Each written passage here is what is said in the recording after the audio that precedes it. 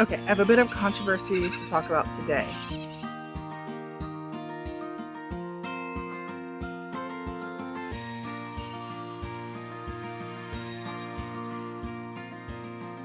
Currently in the goatee community, there is a huge controversy going around where a dairy shut down, sold off 120 some odd goats, and a breeder of 6 of the goats that had sold them, and gnats are bad, that had sold them the previous year to this dairy wanted to buy their goats back, and they were told no, they couldn't buy the goats back.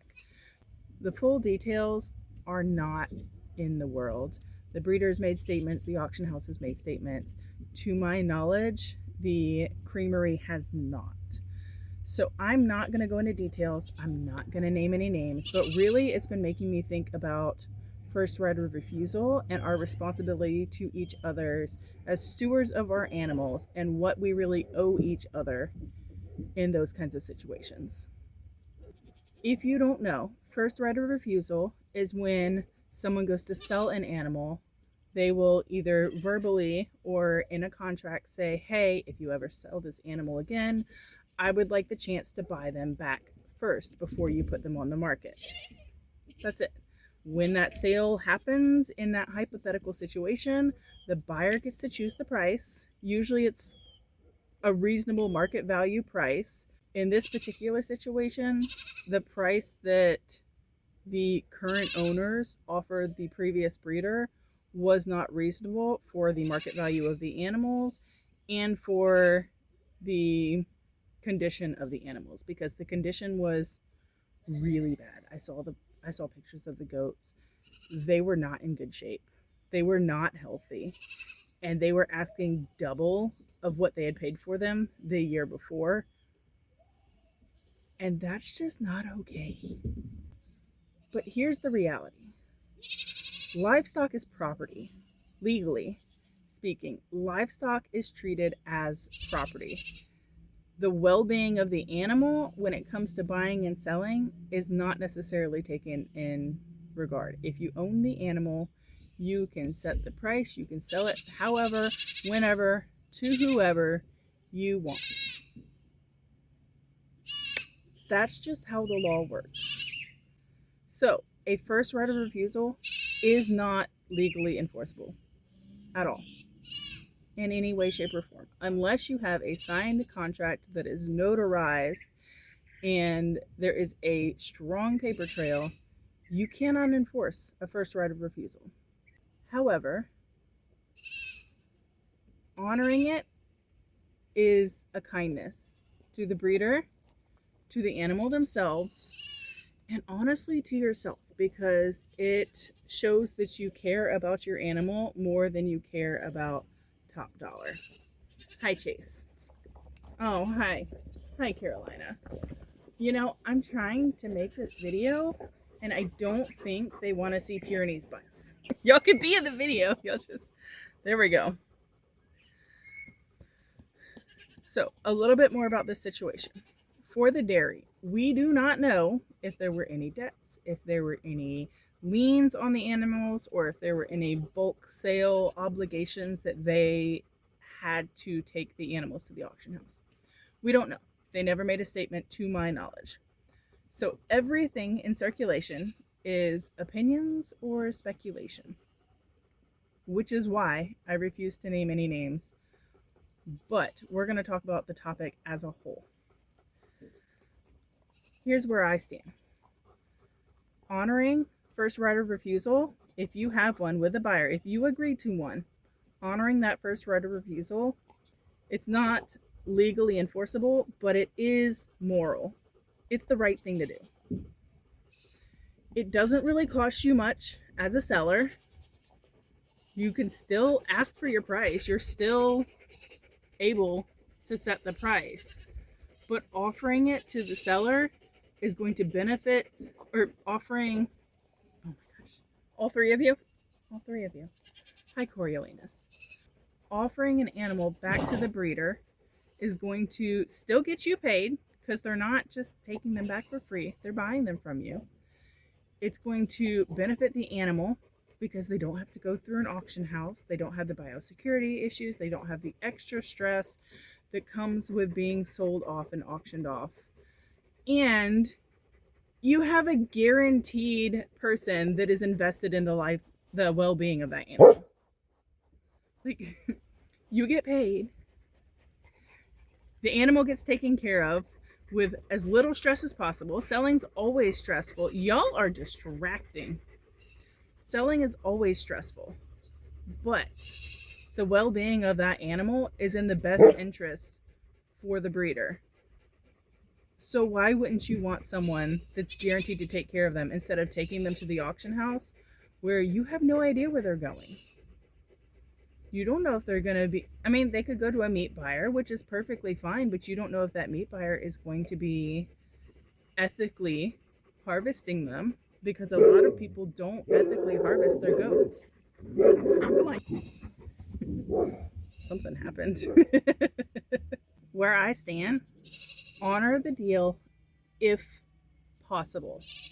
No, it's not always possible. Sometimes there's a lien, sometimes there's other outside circumstances that make it to so you cannot sell that animal back to its breeder. However, if it is possible, honor it. Now, for me personally, I have only ever once asked a buyer for first right of refusal. It was this year with a doeling I sold, and the only reason I sold her is because I'm holding myself to only keeping 5. I gave myself that hard line because I would have absolutely kept her. She's a daughter of one of my new bucks that he had his first babies this year. She's the daughter of one of my main lines that I'm trying to grow on my homestead. She's adorable. She was super sweet. She was super long, super friendly. And oh my goodness, you're back. Okay. And I would have kept her. But I could only keep 5, and I can't keep them all. She was amazing. So I asked the buyer who bought her as a pet. They did not buy her as a registered breeder. I asked them if they decided to sell, would they offer her back to me as the first right of refusal? And I would buy her back if I had the resources to offer for her. But that's the only one. I don't ask for it much because honestly, I don't expect people to, or I don't want animals back usually when I sell them. I don't.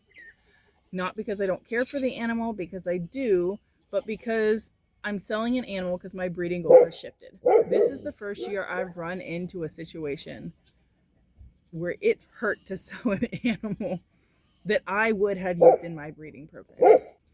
On the other side of it, I have 5 does that came with first rights of refusal for them, and some of them for their children.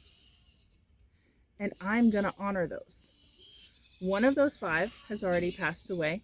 She lived on my farm the rest of her days. She was my oldest goat, and she just recently passed.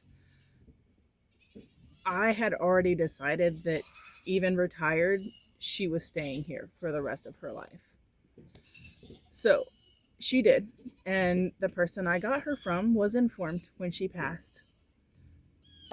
And that was hard. I'm going to cry. I don't need to cry. The second one, I'm still in good contact with her breeder. I send her updates multiple times a year. She just kidded buck 2 and 3 and has never given me a doe. But like, you know, we're hopeful for a doe from this girl. She's my most expensive girl, and I've already told the breeder, yes, she'll have first right of refusal for her. And if I do end up selling any of her does, I potentially will offer those to her as well if she's interested. My last 3, things get a little bit dicey because the relationship with her breeder went very sour, as in no contact sour. However, I stand by my word. I looked this lady in the face and I told her that if I ever sold her animals or decided to cut them from my program, she would have a chance to buy them back before I offered them to anyone else. And I am going to stand by that word. If she is willing to hear me out I will offer her girls, because I think I'm going to cut 2 of her girls for my program this year. I will offer her girls back. Now, I'm not going to just give them to her for free. I'm going to give her a price that is fair, that is honestly less than they're worth, because I want them to go to someone that cares about them. But if she declines, they are going to be harvested here on my property. Here's why. That relationship went super sour. And that is a problem I am unwilling to pass to someone else. So she gets the chance to buy them back. I'm not going to be like a pay me today or they're gone kind of thing. Like, we will do this as fairly as possible. Now, talking to you as a buyer, if you are talking to a breeder who is asking for first rights of refusal and you have no intention on honoring that first right of refusal, I am going to ask you, for morality's sake, for ethical sake, for your own reputation, because saying you're going to do something and then not doing it is just gross. Like, that is a quick way to end up on my blacklist. If I find you promised to do something with an animal and then you turned around for a quick buck instead of keeping that animal's well-being in mind.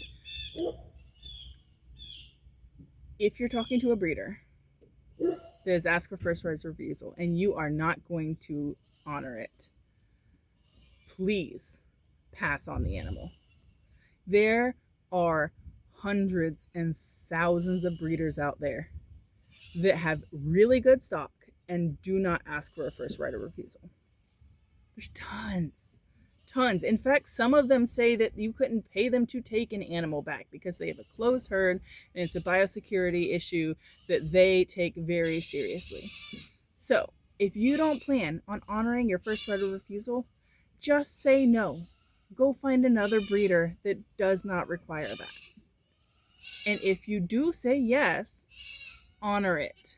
Honor it ethically, morally, and responsibly. No, you cannot be legally accountable, and no, they shouldn't throw a hissy fit because of it. But you're gonna put your reputation at stake if you said you were gonna do something and then you turned your back and didn't do it. So I want to hear your thoughts. What do you think? Have you ever been on either end of a first right of refusal? Have you sold someone and asked for one and had something bad happen where they didn't honor it, or they did honor it? Please tell me those stories. I would love to hear that. Or did you buy an animal with first right of refusal? Did you offer them back to the breeder, or did you choose not to? And why? I want to hear your opinions in the comments below, because this is just me. This is just what I think and what I do on my farm. And I want to see where everyone else stands. If you want to hear more about me, I'm about to start a huge long husbandry course for goats and how to take care of them. So hit that subscribe button below and follow me along for this journey.